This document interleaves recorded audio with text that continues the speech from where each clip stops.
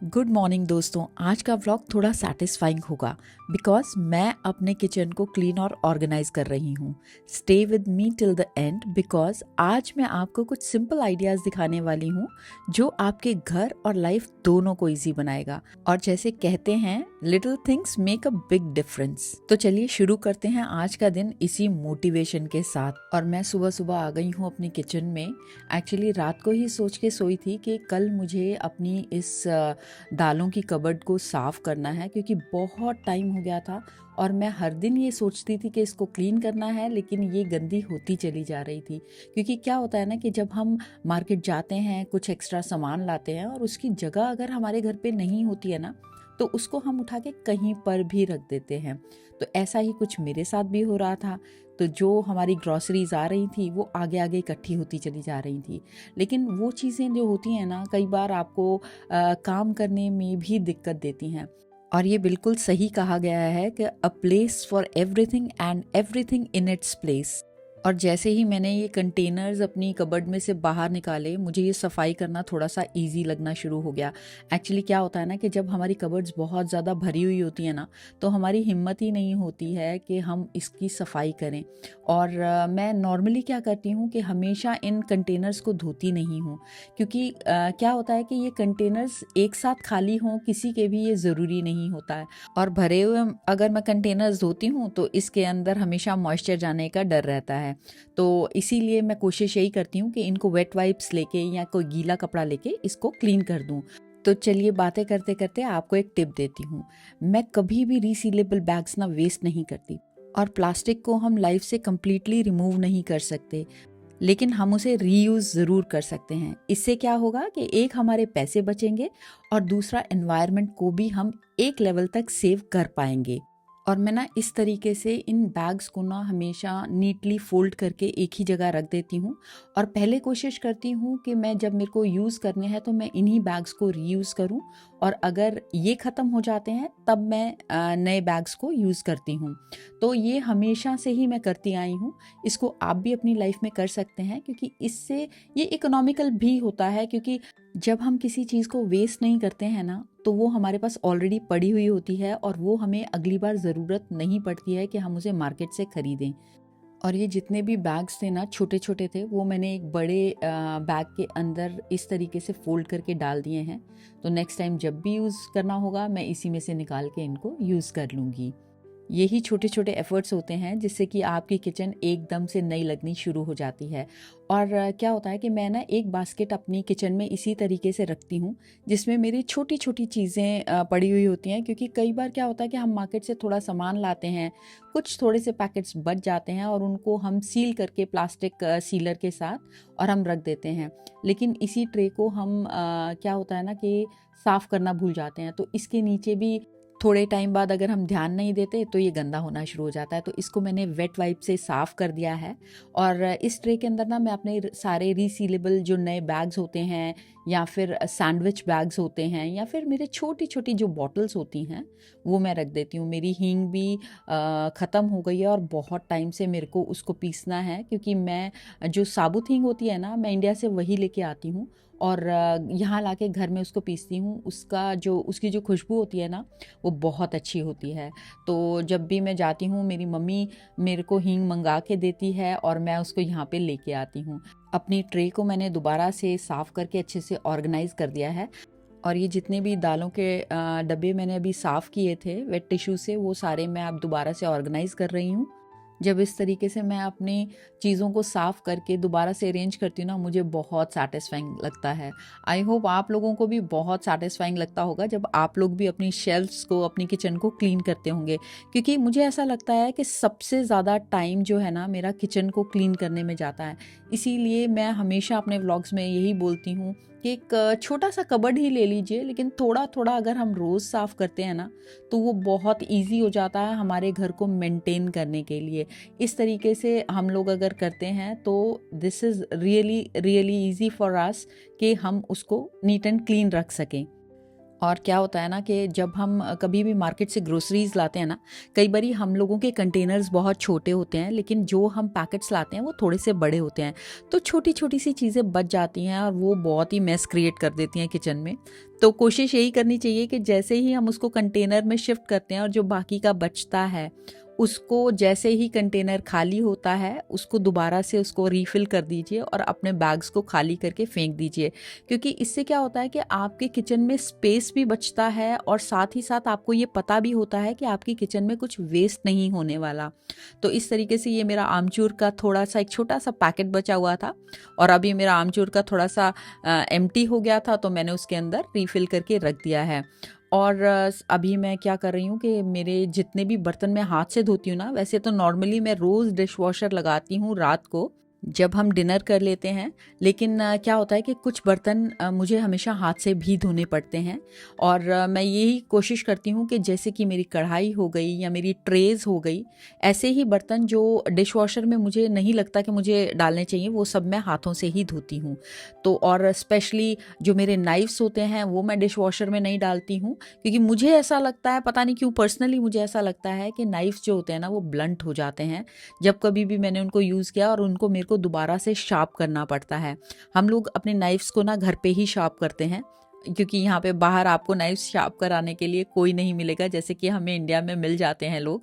तो नाइफ्स जो होते हैं यहाँ पे बहुत कॉस्टली मिलते हैं, इसलिए मैं उनको फेंकती नहीं हूँ, उनको दोबारा शार्प करती हूँ। और कभी मैं आपको दिखाऊंगी मेरे हस्बैंड जब शार्प करेंगे ना नाइफ, तो किस तरीके से हम लोग शार्प करते हैं उसको मैं आपको ज़रूर शेयर करूँगी।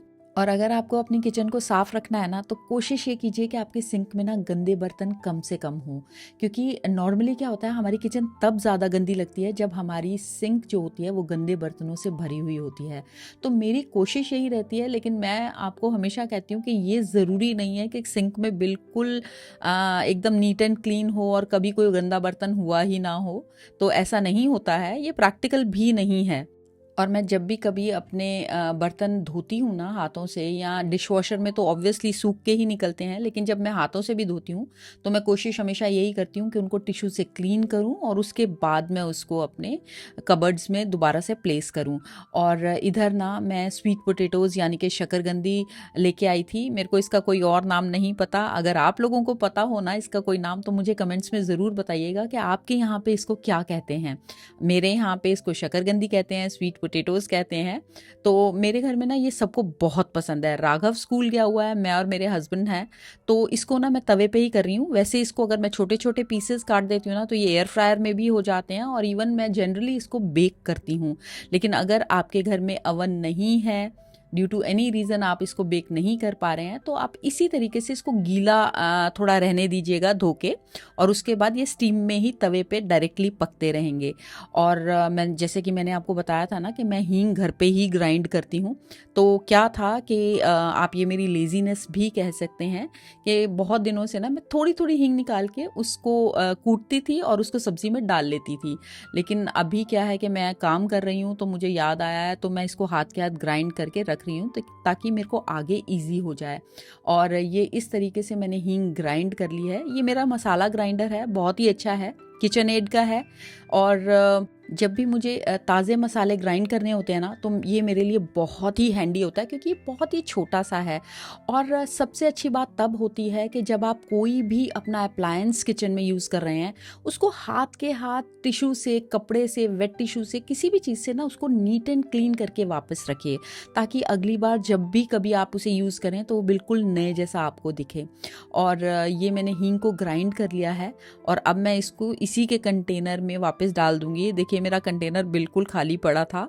और हमेशा मुझे ऐसा लगता है कि जब कभी भी हम घर पे फ्रेशली मसाले ग्राइंड करते हैं ना, उनकी खुशबू बहुत अच्छी होती है कंपैरेटिवली जो हम मार्केट से लाते हैं।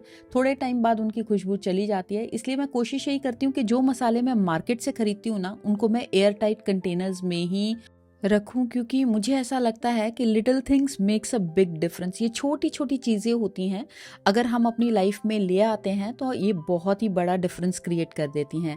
और इधर जो मेरी शकरकंदी थी वो थोड़ी थोड़ी होनी शुरू हो गई है। इसको ना अगर हम तवे पे करते हैं ना तो अप्रॉक्सीमेटली ये सिम गैस पे आधा घंटा ले लेती है, क्योंकि इसको आप तेज़ गैस पे रोस्ट नहीं कर सकते हैं, वो जल जाएगी। तो कोशिश यही कीजिएगा कि अगर आप भी इसको रोस्ट कर रहे हैं तवे पे तो आधा घंटा ये ज़रूर लेगी, लेकिन ये बहुत ही अच्छे से रोस्ट हो जाती है और ये टेस्ट वाइज ना थोड़ी मीठी होती हैं। और एक चीज़ मैं आपको और बताना चाहूँगी कि अगर आप ये स्वीट पोटैटोज़ को स्टीम करते हैं तो इसका जो ग्लाइसेमिक इंडेक्स है वो काफ़ी कम होता है। इंस्टेड ऑफ के हम इसको बेक करते हैं या रोस्ट करते हैं, जैसे कि मेरे को आपने अभी करते हुए देखा है, तो उस कंडीशन में इसका जो ग्लाइसेमिक इंडेक्स होता है वो थोड़ा ज़्यादा होता है। और ये जो मनी प्लांट आप लोग मुझे साफ़ करते हुए देख रहे हैं ना, ये मैंने एक ऐसे पॉट में लगाया हुआ है जिसमें पहले मेरा नमक रहता था, लेकिन इसका लिड मुझसे टूट गया था, तो इंस्टेड ऑफ वेस्टिंग इट मैंने इसको अपना पॉट बना लिया। और ये जो मनी प्लांट आप देख रहे हैं ये ऑलमोस्ट डाइंग स्टेज में था, और लेकिन आज की डेट में आप देखिए ये कितना हरा भरा है और कितना हेल्दी है। ये इसको मैंने रूट्स को बहुत अच्छे से साफ़ कर दिया है और इसके पत्तों को भी अच्छे से धो दिया है। इसको मैं हर हफ्ते ना इसका पानी चेंज कर देती हूँ, और अब जब गर्मियाँ आएंगी ना तो मैं इसको मिट्टी में प्लांट कर दूँगी ताकि ये अच्छे से ग्रो कर पाए। और इसी के साथ साथ ना मेरी किचन में ना 2 बैम्बू प्लांट्स भी हैं। ये भी बिल्कुल ऐसी ही कंडीशन में थे, लेकिन अभी क्या है कि इनकी बहुत अच्छी रूट्स आ गई हैं और ये दोबारा से अच्छे से हेल्दी तरीके से बढ़ रहे हैं। ये भी जब थोड़े बड़े हो जाएंगे, क्योंकि राघव के कमरे में मैंने अक्सर आपको दिखाया है। और ये जो प्लेट आप देख रहे हैं ना, ये भी मेरी प्लेट थी जो कि थोड़ी सी चिप हो गई थी, तो इंस्टेड ऑफ वेस्टिंग इट मैंने इसको इसका बेस बना दिया है, क्योंकि ये मुझे प्लेट ना फेंकने का बिल्कुल भी मन नहीं था। और ये है मेरा दूसरा प्लांट, ये भी बहुत अच्छे से ग्रो कर रहा है। और इधर देखिए मेरे स्वीट पोटैटोज़ बन के बिल्कुल तैयार हो गए हैं। इनको चेक करने का बहुत आसान सा तरीका है, जैसे हम केक को चेक करते हैं। कोई भी आप नाइफ़ ले लीजिए, उसको अंदर जब आप डालेंगे तो इजीली जा रहा है, तो ये बन गए हैं। स्वीट पोटैटोज़ बनाने का ना छोटा सा एक ड्रॉबैक भी है। जब हम इसको तवे पे बनाते हैं ना तो ये ऐसा मीठा जो इसका होता है ना, ये नीचे तवे पे चिपक जाता है। लेकिन इसका भी बहुत ही अच्छा सॉल्यूशन ये है कि गरम गरम तवे को ही ना आप थोड़ा सा हल्का सा ठंडा करके ना, ठंडा पानी डाल के मैं इसको क्या करती हूँ, मैं इसको उसी समय साफ़ कर देती हूँ। और आप जानते हैं ये चीज़ मैंने अपनी मेड से सीखी थी, जब वो इंडिया में, उसने मुझे बताया कि आप दीदी इसको गरम गरम ही क्लीन कर लिया करो और तवा बिल्कुल अच्छे से ही साफ़ हो जाता है। क्योंकि अक्सर मैं उसको अपने सामने करते हुए ये चीज़ देखती थी। तो वो कहते हैं ना कि चीज़ें आप कहीं से भी सीखें, लेकिन अगर आप उसको अपनी डेली लाइफ में यूज़ करते हैं तो आपको वो बहुत कन्वीनियंस देती है। और इधर स्वीट पोटैटोज़ को मैंने पील कर लिया है और उसके ऊपर लेमन जूस, साथ में चाट मसाला और नमक डाल लिया है। बहुत ज़्यादा चीज़ें मैं नहीं डालती हूँ इसके अंदर, क्योंकि इसका टेस्ट वैसे ही मुझे बहुत अच्छा लगता है। और अब मैं और मेरे हस्बैंड इसको एंजॉय करेंगे, क्योंकि आज हमें करनी है क्रिसमस की डेकोरेशंस। और हर साल हम सब मिलके इस डेकोरेशन को करते हैं, जो कि राघव ने ऑलरेडी स्टार्ट कर दी है। मैं आज का व्लॉग यहीं एंड कर रही हूँ। नेक्स्ट व्लॉग में क्रिसमस डेकोरेशंस का पूरा दिखाने वाली हूँ। छोटी छोटी डेली हैबिट से आपका घर स्ट्रेस फ्री और ऑर्गेनाइज रहता है। Little things makes a big difference. Like, comment and subscribe करना बिल्कुल मत भूलना। और बताओ कौन सा टिप आपको सबसे ज़्यादा यूजफुल लगा।